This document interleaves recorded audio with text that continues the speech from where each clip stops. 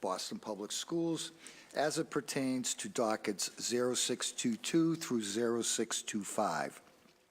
Orders for the FY20 operating budget, including annual appropriations for departmental operations, annual appropriation for the school department, appropriation for other post-employment benefits, and appropriation for certain transportation and public realm improvements, as well as dockets 0626 through 0628, capital budget appropriations, including loan orders and lease purchase agreements. I'd like to remind folks this is a public hearing, broadcast and recorded for later viewing on Comcast Channel 8, RCN 82, Verizon 1964, and streamed at boston.gov/city-council-TV. I'd ask folks in the chamber to silence their electronic devices. We will take public testimony at various stages of hearings, and there are numerous ways to provide public testimony. You can come to one of these hearings and provide your testimony publicly in front of us. You can come to a hearing dedicated to public testimony on Tuesday, June 4th, anytime from 2 to 6 p.m. And if you haven't been able to speak by 6, we will certainly stay longer to hear you. You can send your testimony to the Committee on Ways and Means, City Council, 5th floor, Boston City Hall, Boston, Mass. 02201, or email the committee at ccc.wm@boston.gov. I'd like to introduce my colleagues in order of their arrival. They've stepped out of the chamber for the moment, but Frank Baker will be joining us, as well as Andrea Campbell, and Councilor Ed Flynn is here as well. With that, am I handed it to Colin? Sure. Hi, Colin. Thanks. So yeah, we're here to have a conversation around the Opportunity Index and highlight one of the ways in which the Opportunity Index has been applied, the Partnership Fund. So the front part of the presentation I will be presenting, and then I'll hand it over to Miriam Rubin, the Director of the Partnership Office. Great, thank you. Up front, I wanted to frame this tool and its first application as a way in which we've enacted two major levers of change for opportunity gaps in the district: equity and school empowerment. The OI, which I will go over in a minute, will highlight an innovative equity tool, and the application of the Partnership Fund will illustrate our push to get the resources into the hands of those with the most knowledge of the aspirations, the strengths, and the needs of our students, namely school communities.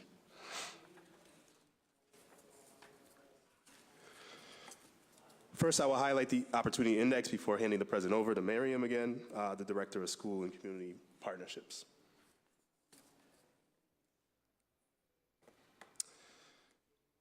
The Opportunity Index, as I stated, is grounded in the principle of equity, where the goal isn't to give everybody the same amount, which would then equate to equality. Rather, it is getting what we need, what those that have needs, what they need to succeed, which will necessitate getting more resources to those that need more. This is the only way that we can continue to close gaps of opportunity for those who have been historically marginalized and those who are currently in need.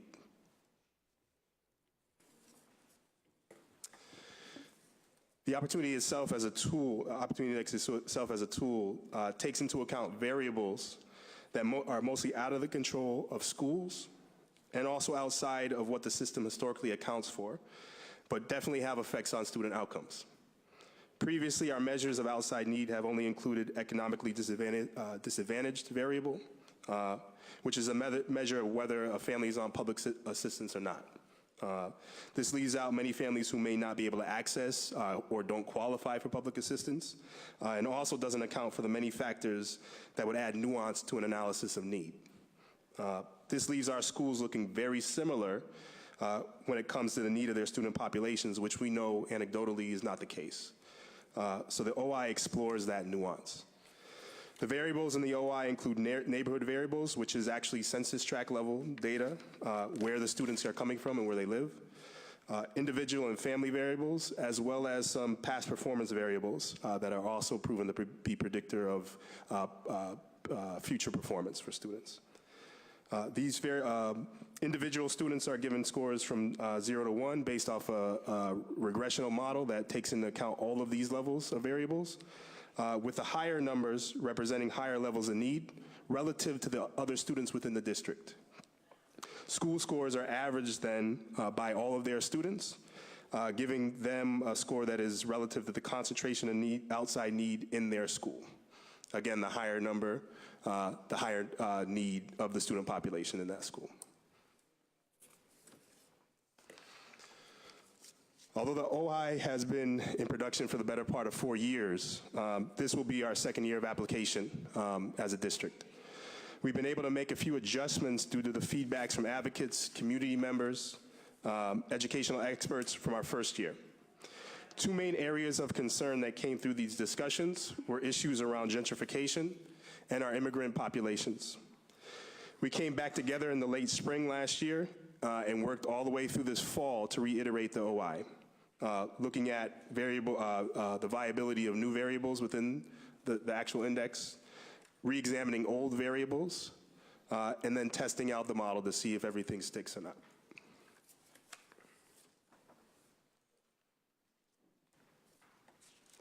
Through this process, we were able to make some small but significant changes to the model to try to address the issues that were identified. To address concerns around gentrification, we added a variable around students living in public housing. The concern there was that schools were pulling large numbers of students from places like Charlestown and the South End, where students might live in public housing and next door have $1 million condo that wouldn't necessarily represent who those students were. This was painstakingly a painstaking endeavor, as we had an intern kind of clean data from all the public housing addresses across the city and match them individually to student addresses for multiple years. But we got that variable done. For concerns around students who are immigrants, we also were able to add a newcomer variable, which takes into account students who have been in the country 3 or less years. And we also added a neighborhood variable around the percentage of immigrants in that census tract. The new model with all those variables in it, with those new variables in it, held on to every other previous variable except for custodianship, or the amount of 311 calls that were coming from a census tract, which no longer was measured to be significant after we added and reiterated the OI.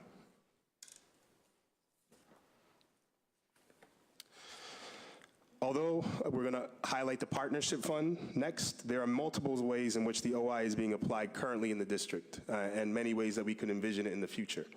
The school support fund is an allocation that is nearly as large as the partnership fund. As you can see, it's proposed to be $5.4 million this year.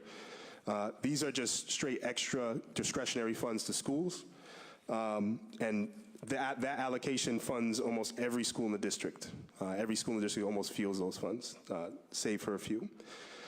A couple examples listed here that also show the use of the OI as in part of decision making are where we're putting My Way cafes, also thinking about where we put summer school sites.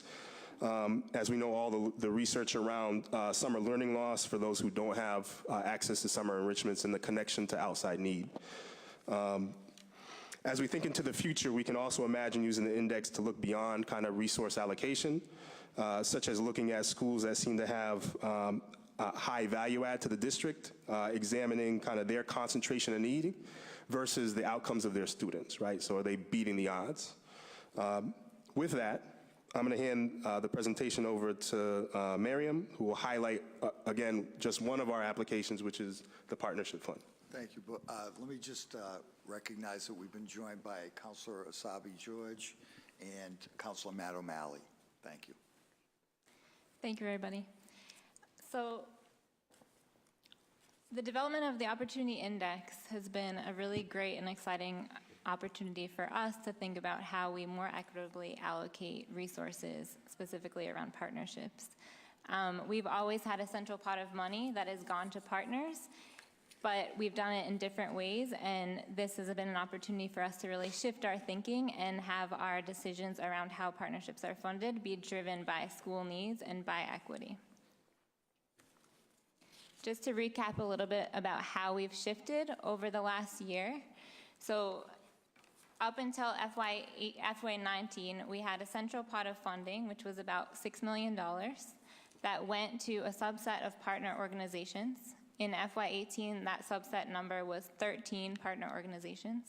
And then those partner organizations worked with a subset of schools that benefited from the programming.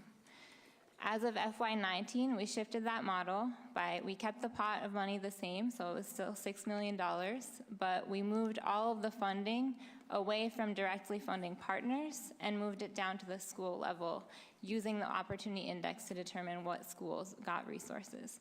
So about 60 schools in FY19 received funding based on how high their opportunity index score was, and then they were able to select any partners that they wanted.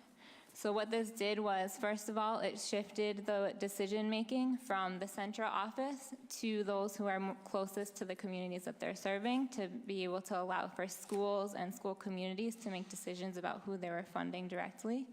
It significantly expanded the pool of partners who gained access to funding. So we went from 13 organizations in FY18 to almost 90 organizations in FY19 benefiting from that funding. And it actually increased the amount of investment that schools overall were making in partners. So even some schools that didn't receive partnership funding chose to continue or add funding towards partners, whether it was internal funding from their budget or grants funding externally. Just to recap a little bit about FY19 results. So as I mentioned before, we shifted to about 84 partners being funded this current school year, and 27 of those had never received funding from the district before, so totally new partners. We also, as I said, increased investments from schools into partnerships in general. And we really saw an increased level of accountability at the school level for the partnerships that they had. So schools because they were tying they understood where the money was going and how they were making those decisions. There was a lot more accountability around the services that are being provided, both on the partner side and the school side. Additionally, schools were able to fund not only partners, but they were also able to use partnership funds to contribute to partnership coordinator positions. So we had 18 schools who decided to put some of their funding towards partnership coordination, recognizing that oftentimes it is important to have somebody in the school building who's helping to facilitate the partnerships that exist. Additionally, the central office really built out a structure to be able to support schools heavily around how they select partners and then maintain them through the year. So every school who received funding or was impacted by the shift and by not receiving funding had a partnership fund liaison who was working with them directly to identify what their needs were and support them to make decisions about who they wanted to fund. And then the shift also really helped us to think about some partners who we did want to continue supporting centrally because the services that they were providing were not school-based, but were centrally based services. And I'm happy to talk more about that if people have questions.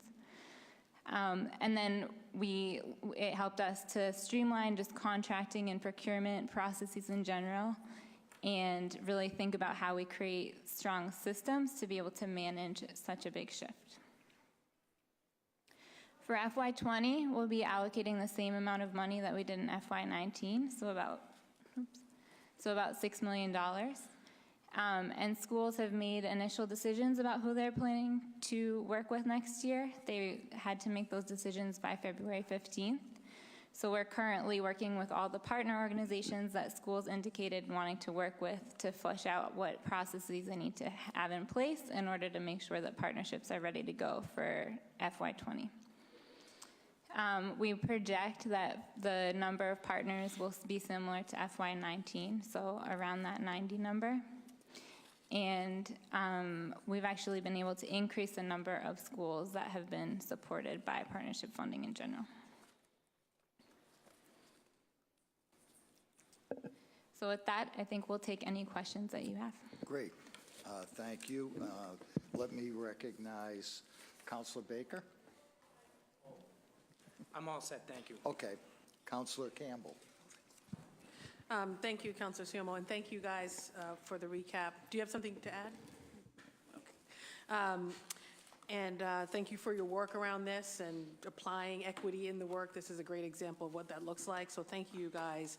I'm just curious, obviously when this was rolled out and that shift was made, we heard feedback from folks on the ground around some of the positives, but then we also heard from some folks or some schools, particularly some schools where I think the opportunity index was designed to help them, complain that maybe this isn't working or maybe it needs to be tweaked. From your perspective, I'm just curious, what do you think after it's been rolled out needs to be adjusted or tweaked to make it have the best impact possible as you envision it?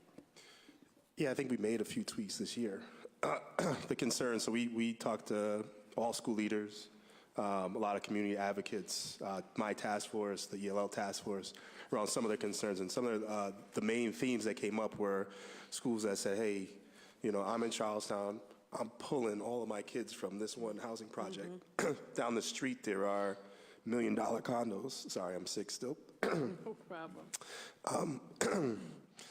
You know, is this number really reflecting my students or those people in those condos, right? So first we did was kind of, you know, through that year, try to break down their scores and to alleviate some of those concerns, because when you break it down to the census tract level data, a lot of times it did kind of match up with what they thought those students were bringing in. But we also wanted to be diligent around this is the first time, and we're willing to reiterate.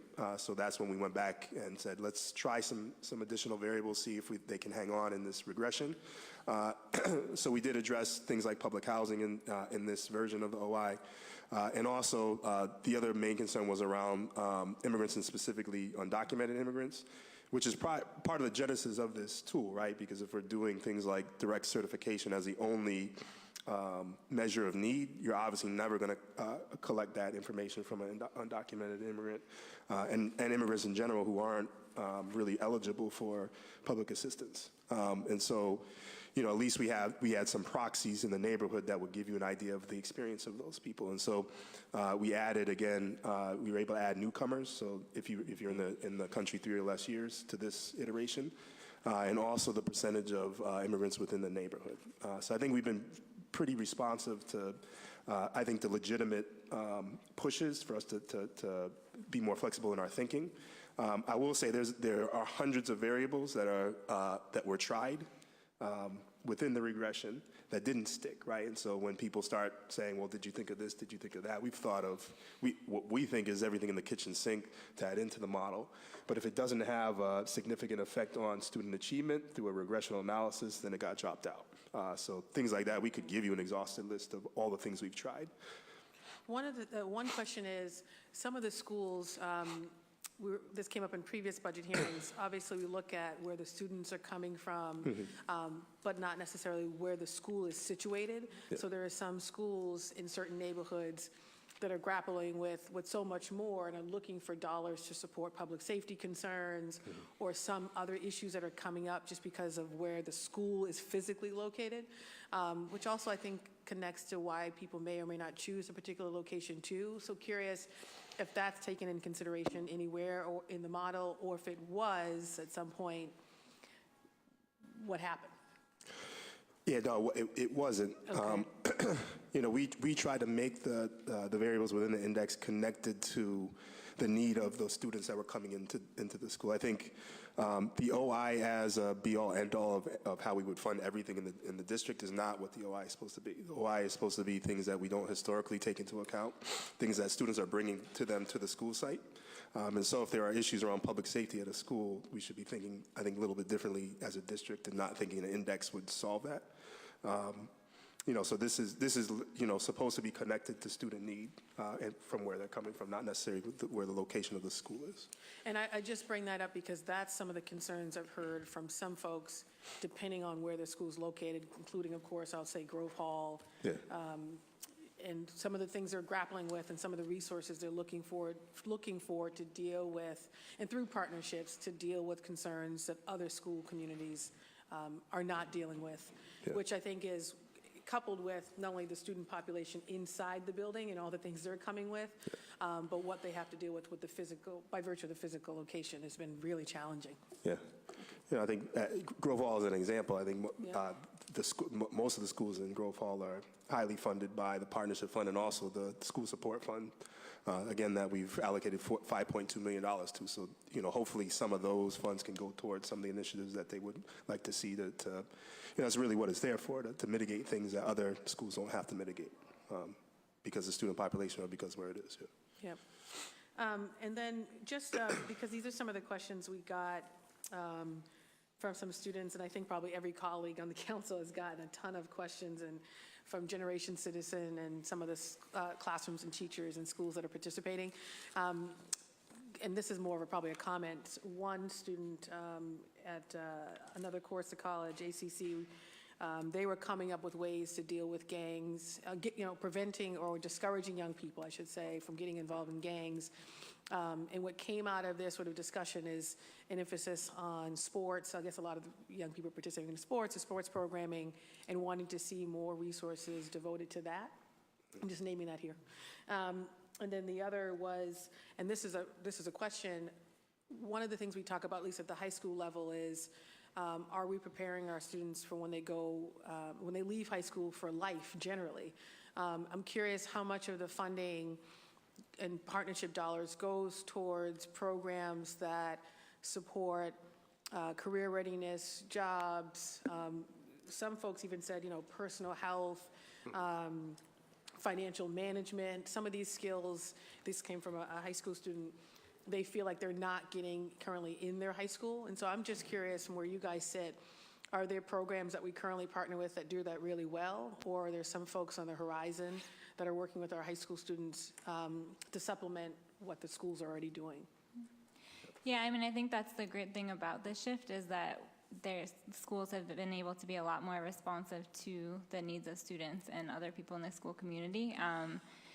So in terms of, I'm just trying to think about the numbers, because it's actually such a widespread of what the services were that ended up being funded in that 84.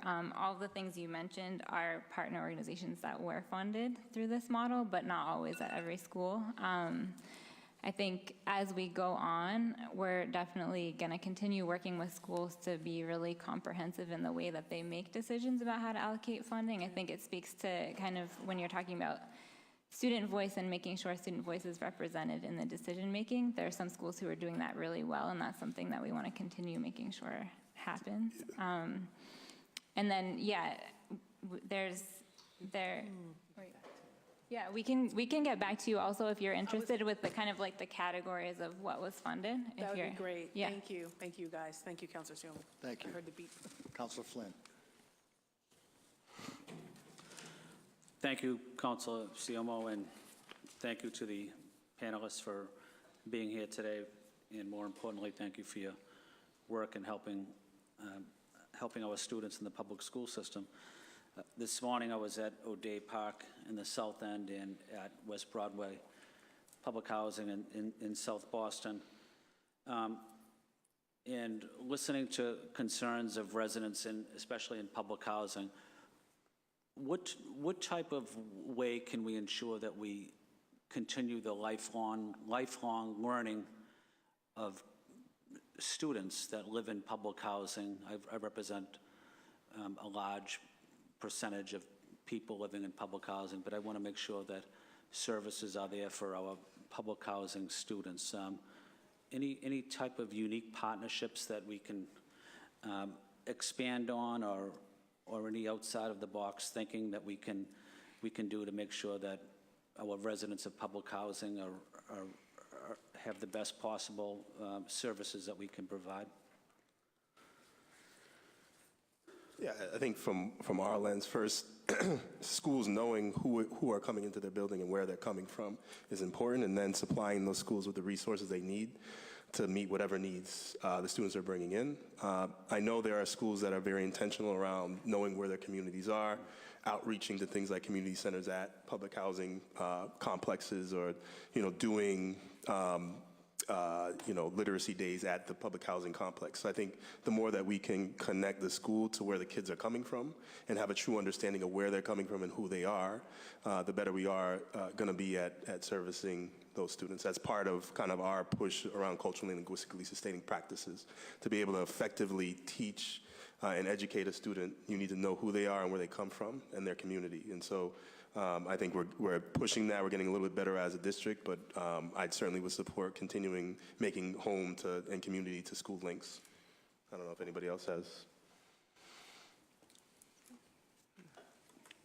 I think the only other thing I'll add is that one of the things we're trying to do is figure out how do we better connect our families with resources. So thinking about who are the providers in neighborhoods, because so many of our families are coming across different neighborhoods to a school.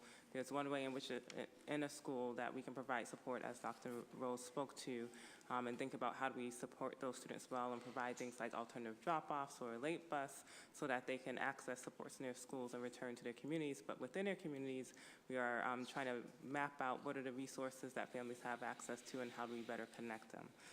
And I think particularly for our older schools, older students, one of the good things is now that we will have M7s for all students.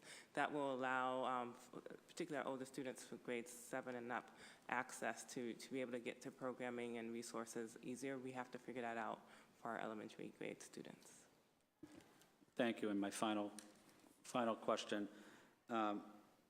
what also is important to our students is making sure that their parents also receive needed services, including food assistance, nutritional assistance, language access, even fuel assistance is critical to make sure that our students, when they're studying, they have food, they have a warm house, they have health care. We see at Josiah Quincy, the community health center is literally located in the school. I was there recently, but what type of services such as that are we able to expand on, making sure that not only the student but the parent as well benefits from the overall success of the child? Yeah, I think there is a burgeoning conversation going on around the district around this idea of like community schools.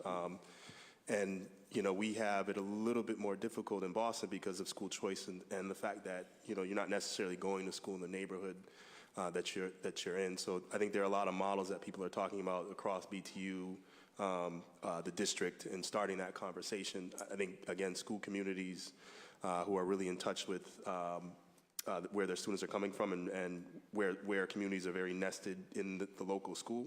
It's easier for them right now to connect parents to resources and have ESL classes and things like that in the building, where schools that have like kind of desperate students coming from all over, it's a little bit more difficult to get to rally around. And so thinking about a community school model in this city where the school isn't necessarily nested, where the students and families are, is kind of what we're thinking about as a district. But I don't know if you...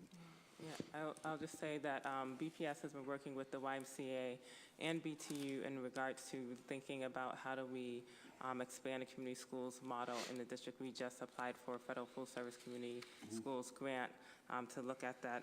I think the other things that we are trying to do, I just met with the BTU organizer. We've been talking about my office as well as the Office of Opportunity Gaps for the three of us to get together and think about how do we map out the scope of supports and make sure that that's in the hands of school leaders. Often they and their staff are the first ones to know when families are in distress or need support, and that's who families are going to go to because that's who they have the relationships with. So we want to make sure that our school leaders have that. I think also within our offices, a lot of times the Office of Engagement will get phone calls or the ombudsperson, and so we also work collaboratively together to make sure we're also able to point people in the right direction in terms of resources and follow them through the actual receipt of services. Well, thank you for taking my questions, and I'm also thankful that you of the great work that you're doing helping our students. And I know you referenced the partnerships with the teachers union as well. I know they're doing some outstanding work on making sure that our children have the best education, but also services outside of school as well, healthcare, food, nutritional programs. So it really takes everybody to make sure that we provide the best education possible. So thank you very much. Thanks. Thanks. Counselor Savi-George. Thank you. Thank you all for your presentation this afternoon. I'm looking at some of my questions about the Opportunity Index from last year that I think are still pertinent this year. When we talk about the impacts of the Opportunity Index and the work that's happening in our schools, how are we monitoring that? How are we seeing those impacts? Yep, so for the partnership fund specifically, for FY19, we are going through a impact analysis right now. So we're currently collecting student enrollment information from all the partners who receive partnership funding, and we'll be working to analyze that information against specific outcomes for student performance. Let me pull this up.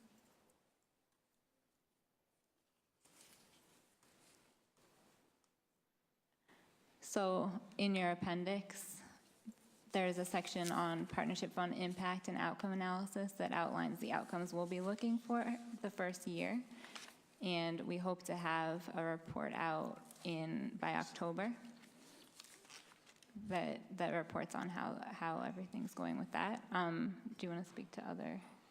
Yeah, I think, the other, and there's only been a few ways the OI has been applied so far, but if you're thinking about things like My Way cafes, I think it really is the front-end equity around, how's the OI number of a school informing what schools might have more need, and is part of a bigger process of how we select. Same thing with summer learning. We know that summer learning loss happens when students don't have access to enrichments, camps, things like that over the summer, and so we want to make it part of the decision-making of, what schools are we selecting to have summer school sites for the students in that neighborhood. And so it's starting to become part of a broader look at kind of equity and measures of need. The Partnership Office has done a great job of, I think, setting up an analysis specifically for this fund to track who is actually, because the numbers we have are aggregate numbers of, all the students in a school. And really what we want to know is, with that money, who are the schools really being affected, are really pushing that money towards, and is it being effective for the reason they picked the partner or the program that they picked? And so I think we'll have some good data coming up with that. Great. Yeah. And then I know that the funding is decided based on the school score, and it's sort of put out similar to weighted student formula, but when we see schools that have had dramatic shifts in population, think about East Boston High in particular, was seeing a decrease in enrollment for next year. Are we at all looking at some sort of soft landing opportunity for those schools? Because if those the kids are going, therefore some of the funding leaves, but if those programs aren't left intact, that has a different impact on those schools. And I see David coming down. He's coming down. And while David's coming down, my other question is, if the funding is remaining level, basically FY19 to FY20, but we see an increase in the number of schools that are going to access this funding, that's still a lessening of dollars in each of the schools in that partnership money for the schools. So I think before David speaks, the school support fund, really we look at kind of as that soft landing, right? And so last year was about $2.4 million. It's all the way up to $5.2 million this year. That goes to a larger swath of schools. I don't think we have that much difference in the number of schools in the partnership fund. Correct me if I'm wrong. Yeah, there are maybe 3 other additional schools. All right, so maybe I'm confusing yeah. the two. So that specific fund is just discretionary money for schools. And so if they got basically level funded for the partnership dollars, they could use it on something else. If they were to happen to lose a few students, like East Boston High School, they could use that money to fill that hole so that they don't lose the partners that they took last year. In terms of soft landings, the partnership funds and the school support funds are considered for soft landing related to enrollment, as well as any shifts in expected opportunity index score in a similar sorts of ways that the rest of our weighted student funding is. Okay, and then in the shifts in the partner funding, I'm looking at the slide 18, I suppose. For example, city year in FY18 was in 23 schools at 2.5 million. For FY19, it's in 29 schools at 2.27 million. Why is it more schools at a lesser dollar amount? That's a great question. So I think this kind of speaks to the ways that partners have had to adjust and think about their structure. So as opposed to City Year having really large teams and a smaller number of schools, they were able to have smaller sized teams at a larger number of schools to make it more affordable. And then if I could just follow up on that same slide, Tenacity went from 5 schools in FY18 to 4, but an increase in the partner funding, and then last tag or Alerta went from 6 schools in FY18 to no schools in FY19, but we're still paying $100,000. Yeah, so for Tenacity, I think, again, it's part of this shift was us really working with with partners on what their fee structure looked like. And so some partners took the opportunity to really shift what their fee structure and model looked like. And so that's kind of the Tenacity piece. Around TAG, that 100,000, there's an asterisk next to their name because that 100,000 is actually for summer programming.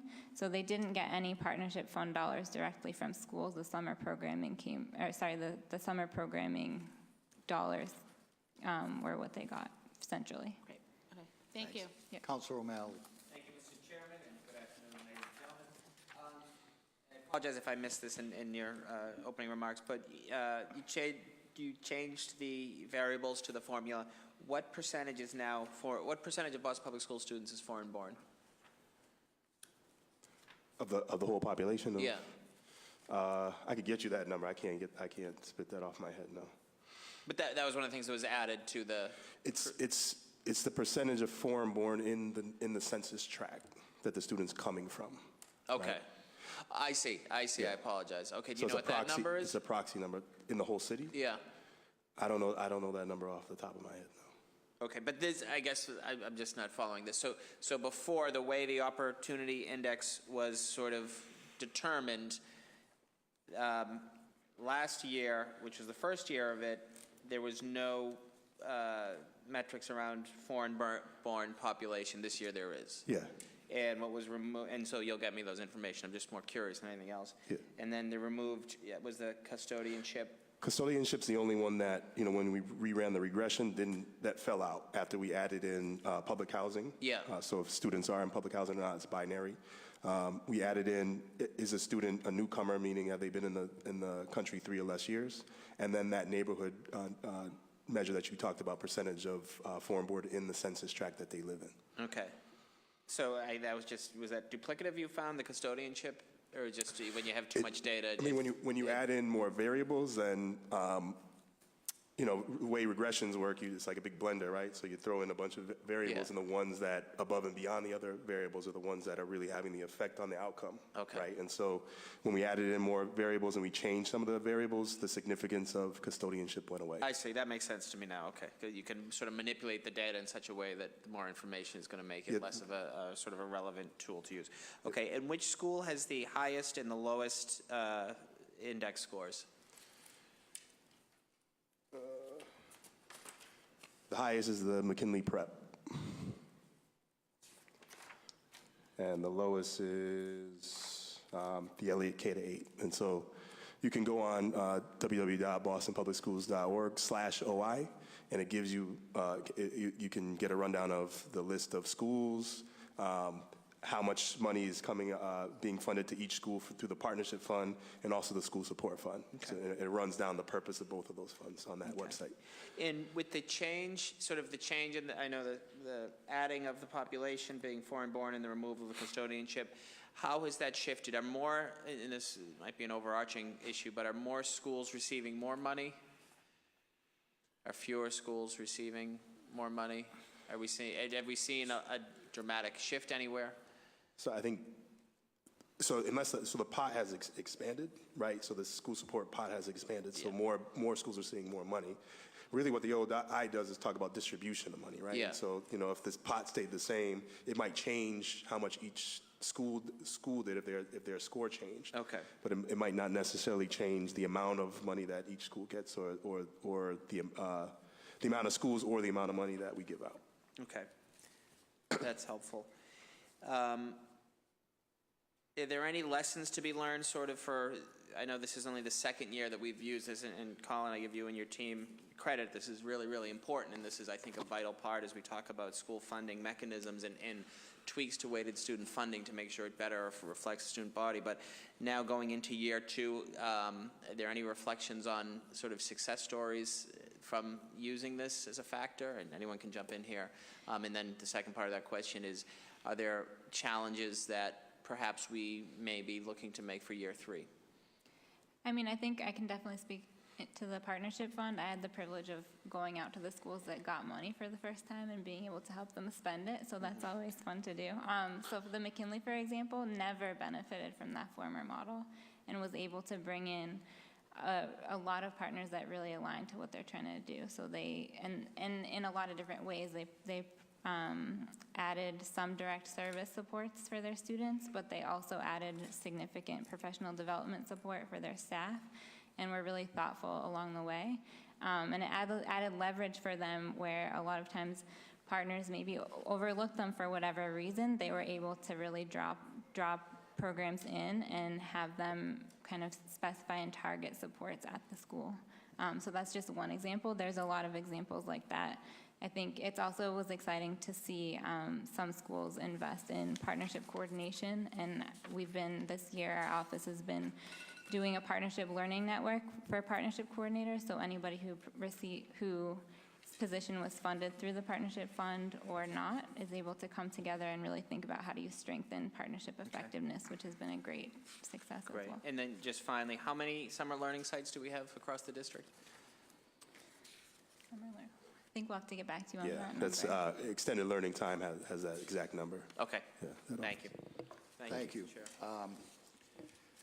Could you explain to me, so all the asterisks are opportunity portfolio partners? Yeah. Could you, Yeah, I'm happy to explain that. Thanks for asking, because I wanted to bring that up earlier. But so, and this kind of gets to Councilor Sabi George's question as well about accountability. So we have almost 1,000 partners working in our district on doing lots of different things. And our role is really to make sure that we know who's where and what services they're providing. But beyond that, we want to make sure that we are really kind of putting our stamp of approval on the partners that we're doing vetting and assessment for. So the opportunity portfolio is our strategy for doing that. We have a comprehensive vetting and assessment process that happens twice a year that partners can apply to be part of, and it's almost like a grant application that they do. We factor that in with feedback from schools and other factors to really think about whether the services that they're providing are services we want to put our stamp of approval on. So about 33, I believe. I don't know if I might be a little bit off if you count that number, but around 33 partners that were selected for funding are portfolio partners, and that's something we'll definitely continue to do going forward, is promote those programs that we've already gone through vetting so assessment. more or less they have a track record with this department and have been vetted? Yep. Is it through just you and your department, your, No, no. colleagues, peers? No, we were really intentional about making sure the group of people who was vetting is a lot more than just me and my colleague. So we have a group of reviewers that we recruit every cycle, and that's school-based staff. We have students reviewing. We also have other departments reviewing. You guys are welcome to be reviewers if you'd like. But we're always kind of recruiting from the community to do that. And then we also get feedback from schools. So schools are actually on our online system, Partner BPS, able to rate partners and their experience with them. And so we can use that as a way to also provide feedback as we're vetting. So who executes, I'm assuming that every one of these partners has a contract with a school. And who executes those contracts? Who is kind of accountable for the services that they are supposed to provide the school? Yeah, so there's kind of two pieces because there's funding involved. There's the contract with the district, and that's actually been a great benefit of this process, is we've been able to streamline that, and our office has taken responsibility in a way that it hasn't always even known that we needed to before, to do all the contracts centrally. So we manage that, and it's kind of, there isn't that much around outlining services in those contracts. It's really about the business relationship.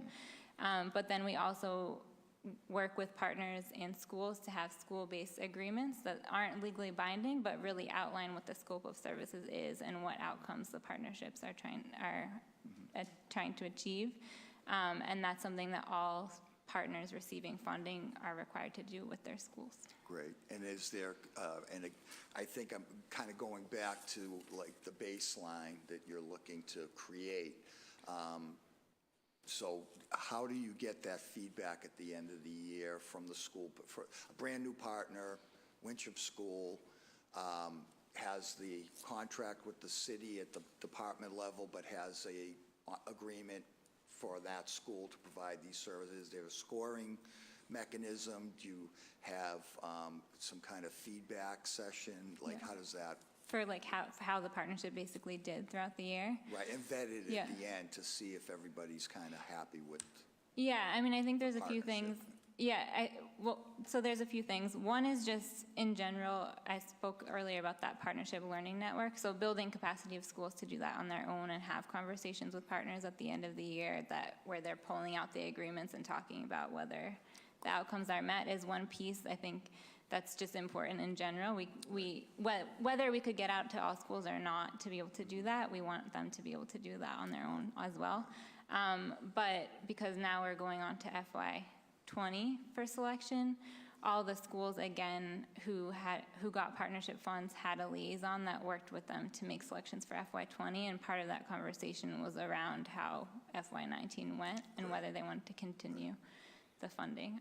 So those are two ways. I think we're always kind of looking to do more, but. Right. And I would assume that parents are involved at the school level. Yeah. With the principals and other administrators. Yeah, the school site councils have to sign off on whatever selections are made. Great, thank you. Before I go to the next round, I have one person that signed up from Citizen Schools. Excuse me one second. And I'll bring her up. Dawn, and there's a microphone on the other side there, next to the laptop. Hi. This is great. Good afternoon. Good afternoon. Thank you for giving me the opportunity to testify in front of this committee today. I want to commend BPS and thank you for the work that you've done with our students regarding funding and support. We really appreciate your efforts. My name is Dawn Foy. I'm a parent. I have a student at BPS Schools, and I also work for Citizen Schools, which is an organization that also supports the schools and students in our community by introducing them to STEM-related fields. I'd like to read a testimony from one of our students, if that's okay.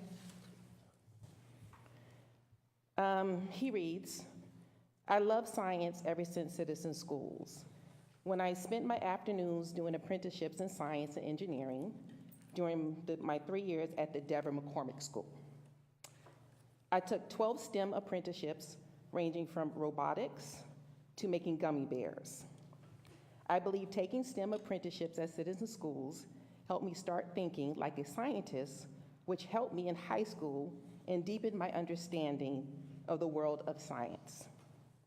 Taking STEM internships also introduced me to possible jobs for the future. In high school, I've taken as many math and science classes as possible, and I spent every summer in labs working alongside scientists doing research in biomedical engineering." He knows more than I do. "I aim to pursue a career in chemical or biomedical engineering, working with other scientists to apply research to helping making cancer treatment more effective. My experience at Citizen Schools sparked my interest in STEM and career goals. During my time at the 8th grade academy, I remember working closely with my teaching fellows, Alana Signer, Tyler Belenga, and the tradition of receiving value stars. Going through the 8th grade academy program, I was able to visit Citizen Schools headquarters and meet with my 8th grade academy coach, a current Citizen Schools employees, to write essays for a variety of high schools. I think it was beneficial because having an extra writing support helped me tremendously through the application process and gave me more options in selecting schools. Through the 8th grade academy, I was introduced by the Citizen Schools employee to Beacon Academy, which offers a transformative year between 8th and 9th grade, promising a hardworking students from Boston and surrounding urban areas. After Beacon, I was admitted to Cambridge School of Weston on a full scholarship. This student is a product of what happens when there's funding and support for our schools to work in partnership with organizations like Citizen Schools. Please consider us and our students when working and making budget decisions. Thank you. Thank you. Let me resume. Counselor Campbell. Thank you, Councilor Siermo. And I apologize if this has already been asked, and if it has, just tell me, I can review the tape. This came up in previous hearings, but it was a different audience, not quite your shop, so I thought it was worth repeating. The schools that have the ability to fundraise through friends of groups, 501c3s, that kind of thing, how we are mindful of that when thinking about equity. So I'm just curious as to your thoughts and opinions. I imagine it's come up along the way in various conversations. And then your thoughts on, I think the district's goal this year is to send out letters to find out exactly what schools those are, how much they're actually raising, so that we can have a better response. Yeah, I can't speak to that process so much. You know, I think our view of it is, you know, it's a tricky situation, right? So we don't want to, we want to have a model that thinks about equity, but we also don't want a model that would discourage schools from being kind of fundraisers, right? But I think it is something that we need to kind of add into the dialogue around the money in the district.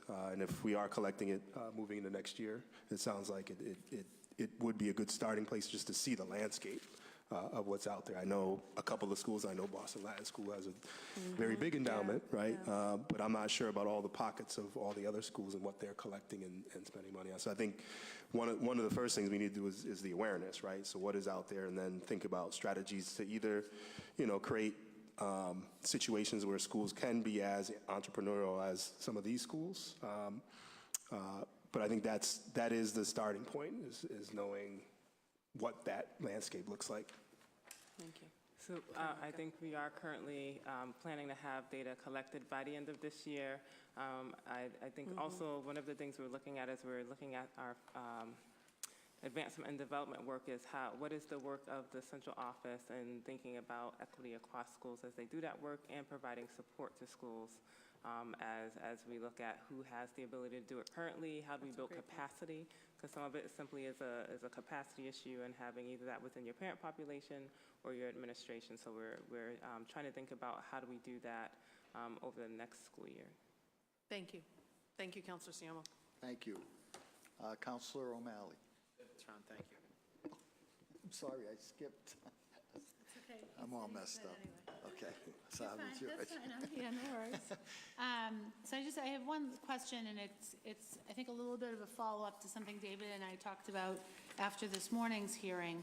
And I see that you've got a new major theme is gentrification. We hear that across our work here on the council.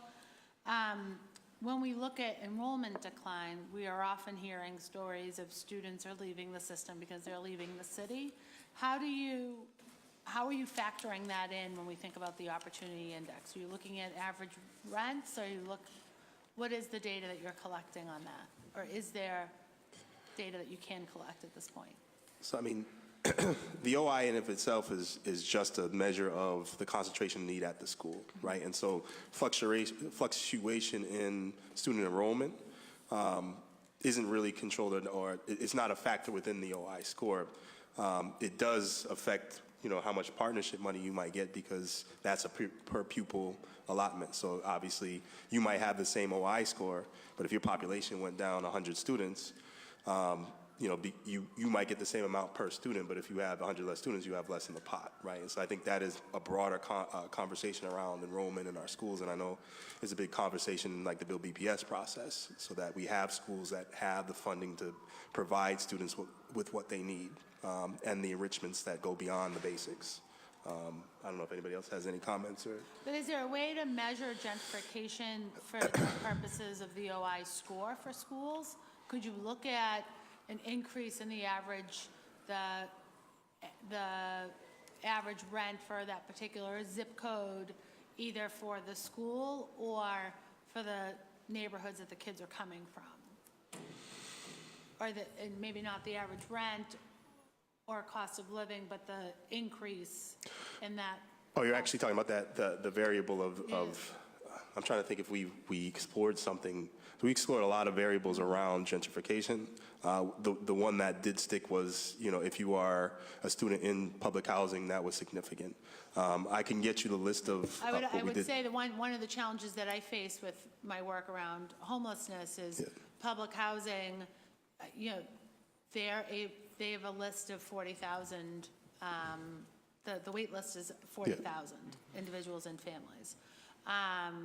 And they maybe house 800, they have 800 units basically a year that turn over. So it's hard to really understand the impact of gentrification when we think about its impact on our kids without having a bigger conversation than just the public housing conversation. So I guess I don't need an answer, but I think it's maybe something to connect with the folks over at D&D or BHA and some of their housing policy work. I guess D&D is probably the most appropriate place, the Office of Housing Stability, because they understand those trends a little bit differently. And if there is a way to qualify that information into the scoring. Yeah. That's it for me. I'm going to leave it there. I think in the earlier hearing, we talked a little bit about enrollment and how, we're basing all our numbers on about 55,000 kids coming to school next year. And at any one time during the year, there's maybe 4,000 to 5,000 kids more in the system, and where are those kids going? So I think also, in addition to D&D, I think it was David was going to kind of drill down. They're actually trying to do like exit interviews, like tracking these kids, where they're going, why are they going there, et cetera, which I think is probably a good thing to do. Probably be very hard to measure gentrification. What is,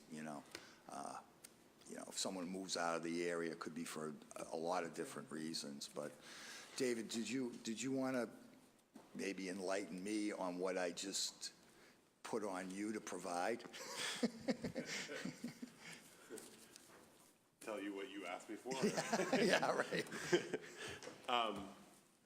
So I think what we had said before, right, is that we service, over the course of the year, we service several thousand more students that are in the district at any one given time. Students who start the year with us who end somewhere else, or students who started with someone else who end with us. But we're sort of always around that 55,000 number at any one given time. If you pick any individual day, we're around that number. And then the other thing is, so we do collect data on why students are leaving, and the question that we were discussing earlier is, can we know more about the kids who start the year with us who leave, why they are withdrawing? Are they high school students who are dropping out, and what are we doing to prevent that? Are they students who got a spot, I was discussing with, maybe they got off the wait list at a charter school and they're thinking about enrolling there. And so we do have a field in our system that collects that data, but it is sort of only as good as the 125 plus different data entry people, because the practitioners in the field at the schools are really the people who know why the kids are leaving most often. And so I think we've started having some conversations with schools about what are they hearing, what are they seeing when students are leaving, and we're continuing to work on building out that data. Great. Right. Does anybody have anything else to add at this point? Good. Great. Thank you. So today's hearing regarding Opportunity index and partnership fund as it relates to the BPS FY20 budget hearings is adjourned. Thank you.